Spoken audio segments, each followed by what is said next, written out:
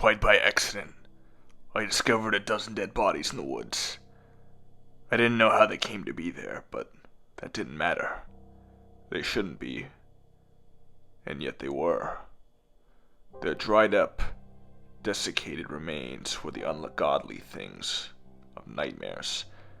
I might have been more traumatized, but the unburied corpses were thankfully sedentary and long deceased. Had any of the corpses decided to reanimate and address me when I found them, I wouldn't be able to compose this testimony. An asylum would be my new home. Even now, I wonder if I should check myself into a competent facility for observation.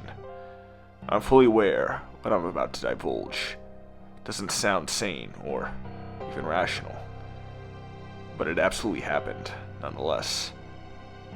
My first instinct was to back away slowly and pretend I didn't see mummified bodies stacked up like cordwood.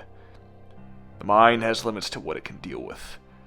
If I called the authorities about such a morbid discovery, there would be questions. Lots of questions. Had I stumbled upon some kind of serial killer dumping ground in the short hike?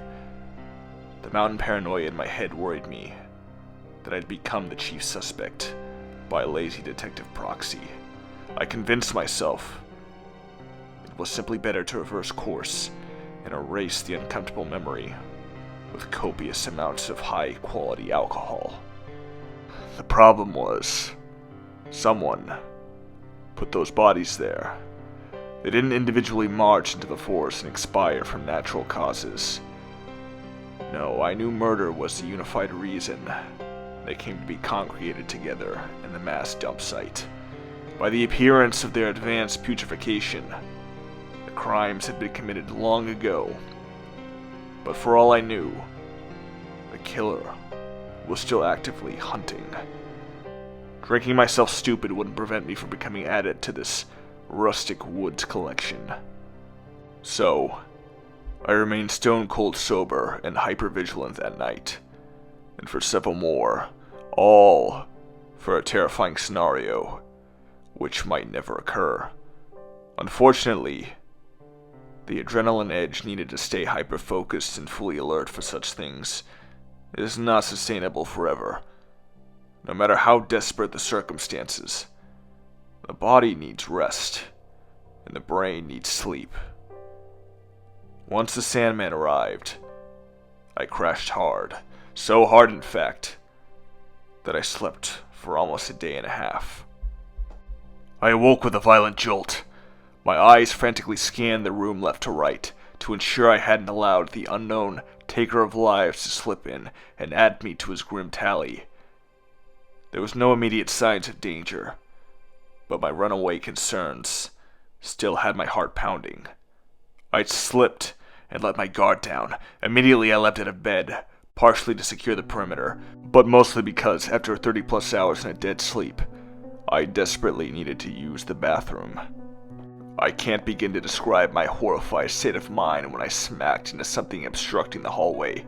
I shrieked as warm urine ran down my trembling leg. I backed away from the unseen obstacle with the spastic grace of a startled cat and flipped on the light. Nothing could have prepared me for what I witnessed. Nada. It was one of the dried-up corpses from the mass burial ground in the woods. The uninvited cadaver stood rigidly in the hallway, motionless as a statue frozen in time. Its milky, unblinking eyes stared a hole through me like an emaciated mannequin. Thankfully, the unexplained body in my hallway wasn't moving or doing anything. But that didn't matter. The dead man belonged in my home even less than he belonged lying in the forest with the rest of his expired companions. I was understandably agitated for several moments. I expected it to come to life at any moment and attack me. When nothing dramatic happened, I didn't know how to process it. Had it been eerily posed in my house to frighten me by the murderer himself? After all, such a macabre provocation was on par with what you'd expected from a diabolical mind. But why not just kill me outright when he had the chance? I mean, I had fallen asleep. He had the upper hand. What logical purpose would this creepy cat and mouse game serve? I darted around the fresh marionette and ran to the front doorway. It was still dead-bolted from the inside. The rest of my house was equally secure. All windows and doors were sealed from within. It made no sense. How did this homicidal madman achieve such a baffling feat, and why bother? I didn't have the answers, but to my surprise, the stationary standee previously occupying my hallway was now partially present in the bedroom. I hadn't been far enough away that anyone could have gotten past me to move the grotesque human sculpture. And yet, it had been. I ransacked the closets and double-checked every room for the culprit. Despite my glaring disbelief, I was the only living soul in the house. Even more mortifying, the dead man was now standing fully within the bedroom. As much as I wanted to attribute the baffling situation to an out-of-control imagination or sleep-deprived hallucinations, evidence to the contrary was overwhelming. Somehow, when I wasn't present or watching, the dead man's body was moving. I didn't bother arguing with myself over the possibility or logistics. My unknown visitor came closer every single time I looked away or blinked. His face was frozen in a contorted mask of pain from whatever ended his life prematurely. I had to face facts. Why was this restless murder victim haunting my home? Misplaced vengeance? I wasn't about to find out. I sprinted around the body to flee for my life, but lurking in my living room was yet another petrified Pete. You can imagine that I came to a screeching halt before colliding with gruesome number 2. On a skinny dime, I shifted gears and darted into my study to grab a hunting rifle from the gun cabinet. To my consternation, another of the freeze-dried crew was already sequestered there, as were the other conspirators. It appeared to be fully motionless, but was obviously working in tandem with the others to corral me. I fumbled helplessly with a bullet. Without looking away too long, I did my best to jam it into the chamber. Regardless, a rapid-fire glance at the entrance confirmed my suspicions. My other rotting house guests were in the process of entering the study too.